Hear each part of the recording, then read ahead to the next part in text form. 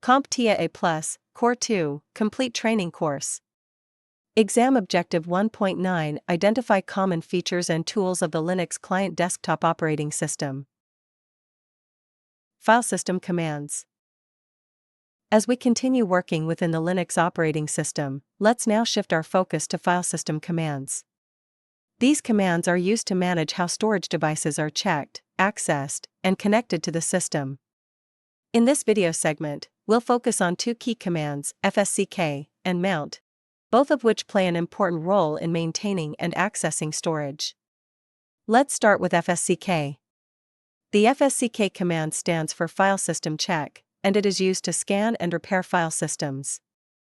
Think of it as a diagnostic tool that examines a disk for errors and attempts to fix any issues it finds. Over time, file systems can develop problems due to improper shutdowns, power failures, or underlying disk issues.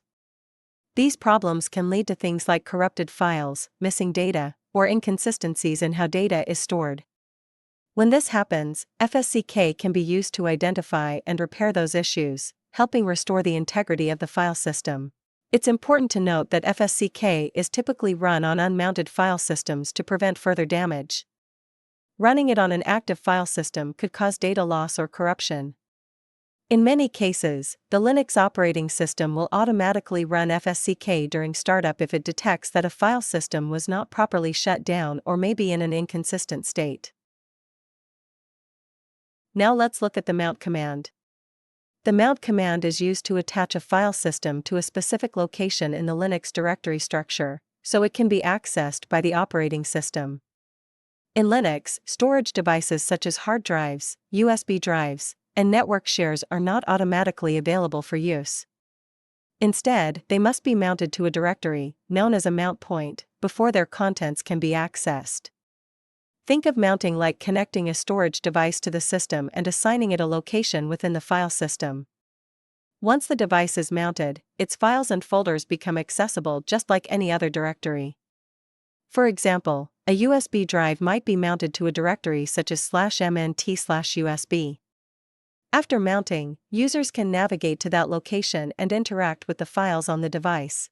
This process is important because it allows Linux to organize all storage devices into a single unified directory structure, rather than assigning separate drive letters like you would see in Windows.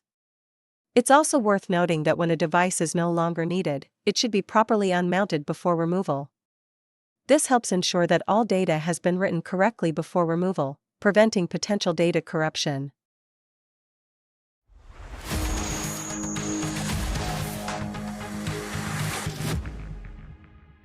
Thank you for watching.